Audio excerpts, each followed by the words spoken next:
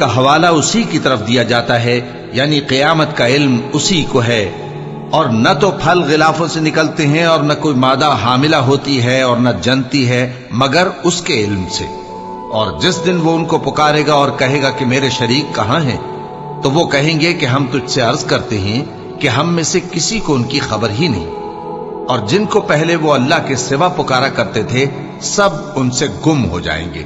اور وہ یقین کر لیں گے کہ ان کے لیے کوئی راہ فرار نہیں۔ انسان بھلائی کی دعائیں کرتا کرتا تو تھکتا نہیں، اور اگر اس کو تکلیف پہنچ جاتی ہے تو نا امید ہو جاتا ہے، آس توڑ بیٹھتا ہے، اور اگر تکلیف پہنچنے کے بعد ہم اس کو اپنی رحمت کا مزہ چکھاتے ہیں تو کہتا ہے کہ یہ تو میرا حق تھا، اور میں نہیں خیال کرتا کہ قیامت برپا ہو۔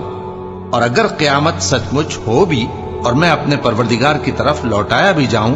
تو میرے لیے اس کے ہاں بھی خوشحالی ہوگی۔ پس کافر جو کچھ کیا کرتا